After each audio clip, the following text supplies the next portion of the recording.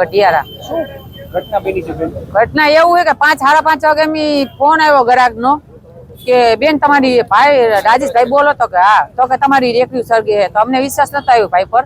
આપણે ભાઈ હા બતા હશે અમને વિશ્વાસ તો ભાઈને કીધું કે ભાઈ વિડીયો કોલ કરીને બતાવો ને, અત્યારે કોઈ પર ક્યાં કારણે બોલાવે તો વિડીયો કોલમાં વાત કરી ભાઈ ભેગું કે તમારે ભાઈને કીધું કે ભાઈ તમે ભાઈને કે ઓલા શું કહેવાય ઓલા ભાઈ બિગર વાળાને બોલાવી દો ને. ભાઈ અમને આવતા અમે ગૌતમનગર મોદી ભરા નિસારે ની જ રહી અને અહીંયા આવતા બે ફાઈગર બિગર આવી ગયા હતા, ઉલાવતા હતા. પણ અમે આવીને જોઈને તો અમારો જીવ બળી ગયો કે આ હું આ ક્યાંય કેમ કેમ હેરગું.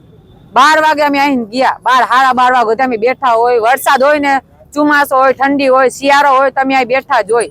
તાપ કરીને ઓલું કરીને કે આમ ઠંડી હોય કે વરસાદ હોય તો અમે અહીં બેઠા જ હોય ખૂણામાં.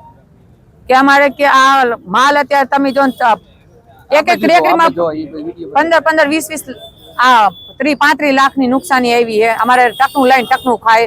દલાલાની મૂડી 6-7 લાખ રૂપિયા દલાલાની મૂડી થઈ ગઈ. અમારે 10 રેકડી છે. અમારે 10 રેકડીમાં બધી 10 રેકડીમાં ઈ કઈ ખબર નથી. અમને 5 વાગે ફોન આવ્યો પછી ખબર પડી કે રેકડી અમારી સળગે છે. અમારી માંગ છે હવે જે મોદી સરકાર કરે ઈ જે એમને સારું લાગે ઈ. પણ અમારે નુકસાન ઘણી થઈ ગઈ. અમારે અત્યારે ખાવું કે પીવું કે અમારે બધા સામાન લાવો કે અમારે શું કરવું. અમારે સામાન જ અત્યારે તમે જો લાવીએ ને તો 4-5 લાખ રૂપિયાનો સામાન થાય. ટોટલિંગ કાંટા બધી ટોટલિંગ વસ્તુ અમારે પૂરું જ થઈ ગયું છે. આમાં કાંઈ વસ્તુ લેવા એવું નથી, બધું ફેંકી દેવાનું જ છે. માલ તમે જોવો બધો સળગી ગયો છે. એકે માલ એમ નહીં કે આ બાકી રહી ગયું. કાંટા રેકડીયું કે અમારી બધી વસ્તુ કે તગારા બધું પૂરું થઈ ગયું છે. અને હું